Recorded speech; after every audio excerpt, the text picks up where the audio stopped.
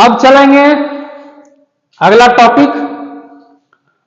हम पहले बताए चक्रवृद्धि ब्याज, उसके पहले बताए थे साधारण ब्याज। लेकिन चक्रवृद्धि ब्याज निकालने के लिए उसका सूत्र का जो उपयोग किए थे, साधारण ब्याज का उपयोग किए थे। ठीक है, तो 2 वर्ष में बोला गया था, 2 वर्ष के लिए, तो उसका हम निकाले थे अलग तरीके से। लेकिन अब जो निकालेंगे चक्रवृद्धि ब्याज, इसका कुछ सूत्र अलग होता है।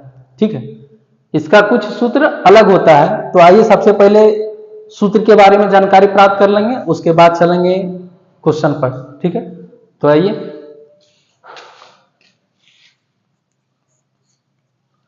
सूत्र इसका चक्रवृद्धि ब्याज का सूत्र होता है। सबसे पहले मिश्रधन किसको कहते हैं? मिश्रधन, मिश्रधन का सूत्र क्या होता है? मिश्रधन, मिश्रधन बराबर सूत्र होता है मूलधन, मूलधन गुने 1 प्लस दर बटा 100 का होल पावर, समय यहां होगा, क्या होगा? समय। मिश्रधन को हम अमाउंट कहेंगे। ठीक है, मिश्रधन को क्या कहेंगे? अमाउंट। मिश्रधन मतलब होता है जो सूद वगैरह सारा जोड़ करके टोटल निकाला जाता है, वो होता है। ठीक है, जिसे कहने का मतलब है कि 2000 रुपये है और 2 वर्ष के लिए 5% की दर से कितना होगा उसका मिश्रधन कितना होगा? तो टोटल जोड़ करके 2000 रुपया मूलधन भी और जो ब्याज होगा वो टोटल जोड़ करके जो निकालता है उसको मिश्रधन कहेंगे। ठीक है, और मूलधन तो जानकारी है, जो पैसा मतलब जो भी उधार दिया हुआ जो भी राशि है उसका, जिसको पी से सूचित करते हैं, प्रिंसिपल। ठीक है, तो उसके द्वारा ये मूलधन उसी को कहते हैं। तो मिश्रधन, इसका इंग्लिश में भी सूत्र होता है ये equal to P into 1 plus R by 100 का पावर टी। ये ध्यान देना है, टी।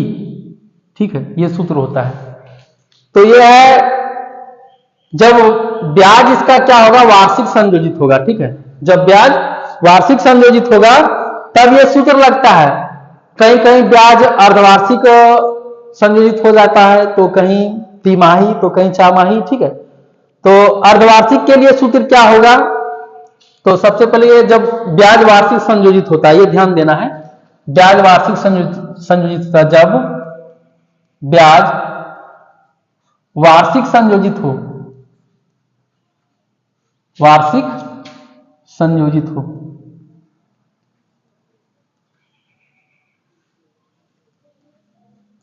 जब ब्याज वार्षिक संयोजित हो तब ये सूत्र लगेगा। ठीक है, लेकिन अर्धवार्षिक के लिए क्या लगेगा? दूसरा नंबर का है ब्याज अर्धवार्षिक संयोजित होता है जब ब्याज अर्धवार्षिक, क्वेश्चन पर भी डिपेंड करता है, जब ब्याज अर्धवार्षिक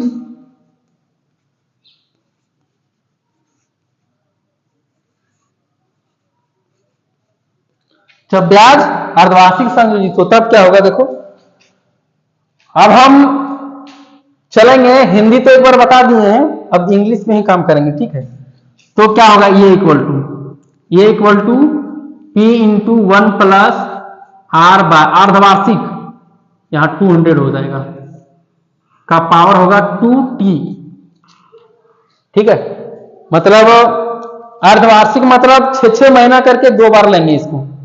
ठीक है, इसीलिए 6-6 महीना 2 बार लिया जाता है, इसीलिए 200 से इसको ये लिखा जाता है।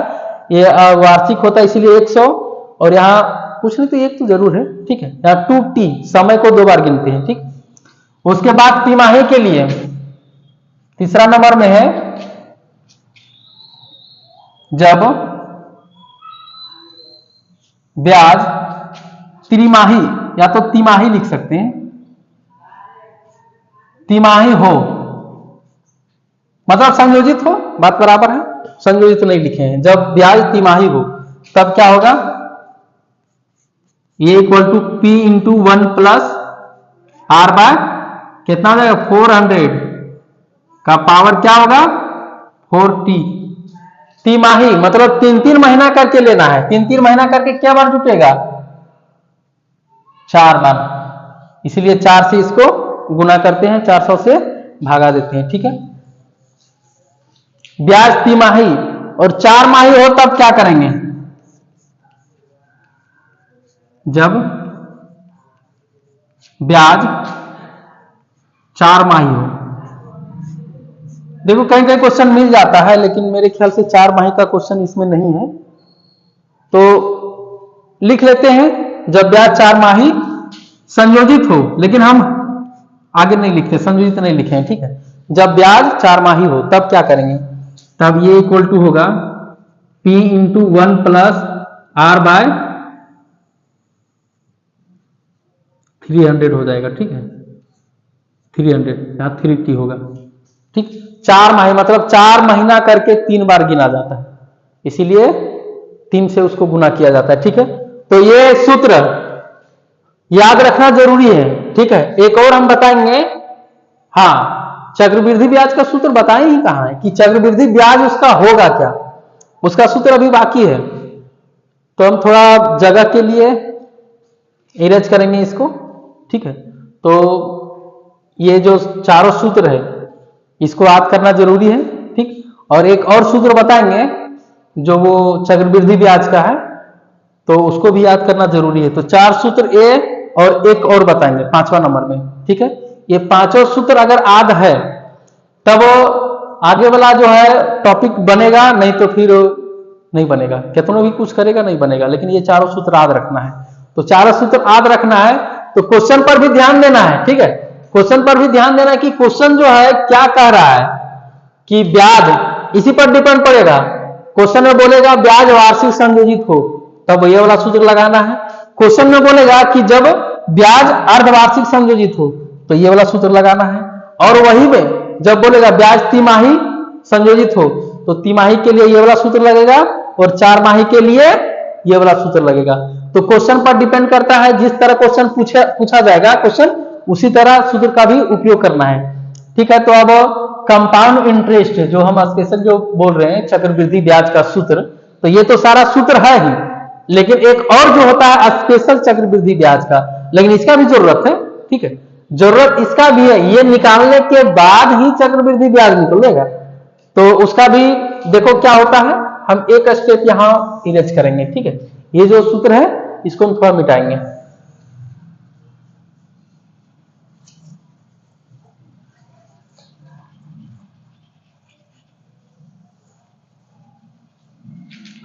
पांचवा नंबर में क्या होगा? 5वां नंबर में कंपाउंड इंटरेस्ट मतलब चक्रवृद्धि ब्याज।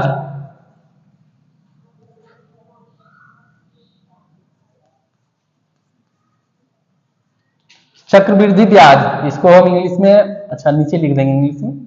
चक्रवृद्धि ब्याज बराबर सूत्र क्या होता है? मिश्रधन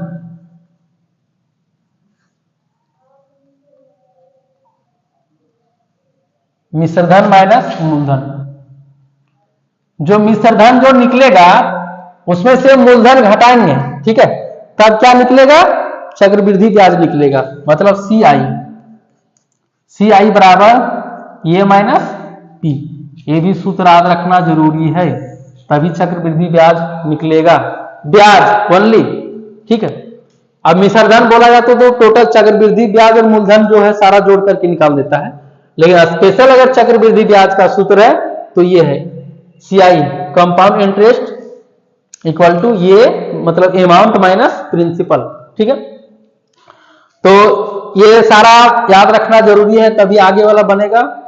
जो भी है चैप्टर 9.3 है, तो अन्यथा नहीं बनेगा। एक ही चैप्टर नहीं है, टॉपिक है ना, एक्सरसाइज। चैप्टर तो है राशियों की तुलना। ठीक है, तो उसमें से बहुत सारा टॉपिक है। क्या क्या पढ़ लिए? साधारण ब्याज पढ़ लिए, चक्रवृद्धि ब्याज पढ़ लिए, और मिश्रधन भी हो गया। बाकी उधर जो भी है लाभ हानि वो भी तो पढ़े, प्रॉफिट लॉस। ठीक है, प्रॉफिट परसेंटेज, लॉस परसेंटेज, वो सब तो सारा पढ़ लिए हैं, प्रॉफिट एंड लॉस। तो अब ये भी जरूरी है, तो इससे भी क्वेश्चन आता है। तो सबसे पहले इतना सूत्र याद रखना जरूरी है। ठीक है, और सूत्र नहीं याद रखोगे तो फिर नहीं बनेगा, एक भी क्वेश्चन नहीं बनेगा, कोई उपाय नहीं है।